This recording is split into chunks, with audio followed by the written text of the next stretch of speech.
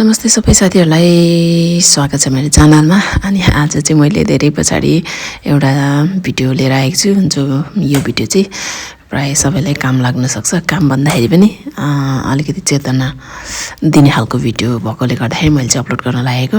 के भयो भने हामी चाहिँ राति सुतेको थियौँ अनि भित्रबाट ढोका लगाएर सुतेको थियौँ। अनि बिहान 5 बजेतिर मेरो श्रीमान चाहिँ मर्निङ वाक जाने भनेर उठ्नु भएको थियो, तर ढोका खुलेन।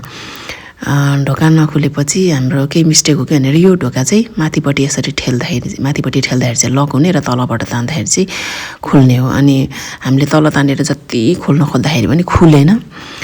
अनि हाम्रै मिस्टेकले हो कि भने धेरै ट्राई गऱ्यौँ, नभएपछि चाहिँ हामीले के सोच्यौँ भन्दाखेरि अब चाहिँ वाल नागेर भए पनि जानुपर्छ खोल्नु भनेर।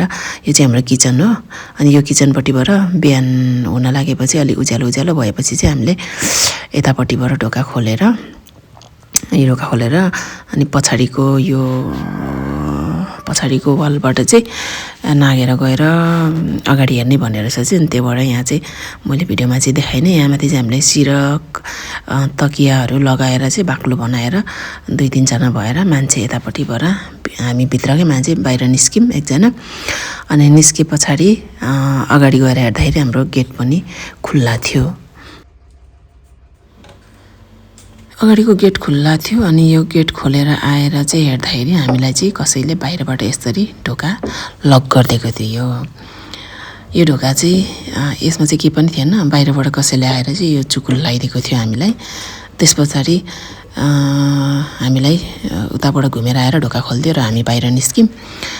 बाहिर निस्केर हेर्दाखेरि सबै ठिकै थियो, केही पनि हामीलाई लगेको जस्तो लागेन। चोरहरूले हो भनौँ भने पनि केही पनि लगेको जस्तो लागेन।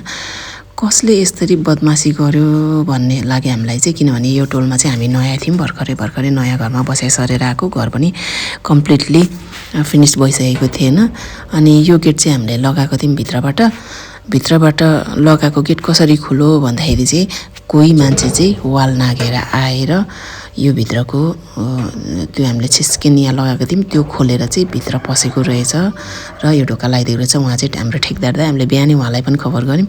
अनि उहाँ पनि आएर माथितिर हेर्नुभयो, कतै चोरहरूले हो कि अब राम्रो धाराहरू सबै लग्यो कि भनेर। अहिले चाहिँ हामीले यो सेट गरिसकेको छौँ सिटिङ रुमहरू, पहिले चाहिँ त्यति बेला चाहिँ यो थिएन। अनि भित्र सबै ठिकै थियो, भित्रको सामानहरू केही पनि लगेको थिएन। अनि फेरि हामी अब पुलिसलाई खबर गर्ने हो कि किन यस्तो गर्यो मान्छेले हामीलाई हेपेर भन्ने भयो हामीलाई चाहिँ।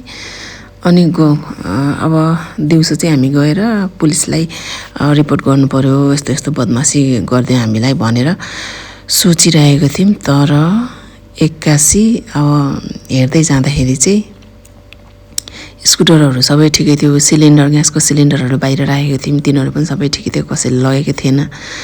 तर हेर्दै जाँदाखेरि चाहिँ यहाँ राखेको एउटा सामान थियो, त्यो चाहिँ थिएन। त्यो चाहिँ के थियो भनेदेखि साइकल। यत्रो चोर वाल नागेर आएर गेट खोलेर हाम्रो चाहिँ यहाँ राखेको साइकल लगेको रहेछ। त्यो साइकल चाहिँ नर्मल अब त्यो 2-4 हजारको साइकल थिएन, त्यो 50-60,000 पर्ने एउटा साइकल थियो मेरो श्रीमानको। त्यो साइकल चाहिँ झिकेर लगेको रहेछ। सो तपाईँहरू पनि सचेत रहनु होला, हामीले जस्तो गल्ती नगर्नु होला। भित्रबाट ढोका लाग्छु भनेर आनन्दले चाहिँ नबस्नु होला, किनभने बाहिरबाट ढोका लगाएर हाम्रो जस्तै बाहिर भएको सामानहरू चोरेर लान सक्छ। त्योभन्दा चाहिँ के गर्नुहोस् भने तपाईँहरू यो तालचा छ नि, यसलाई चाहिँ यो चुकुल छिराउने ठाउँमा लगाइदियो भने चाहिँ राति सुत्दा त्यहाँ राखिदियो भने चाहिँ यो चुकुल डाइरेक्ट लाग्न सक्दैन र ढोका लगाइदिएर त्यसरी हिँड्न सक्दैन। हामीले पनि त्यस्तै गर्न थालेको। सबैजनालाई बाई बाई, धन्यवाद।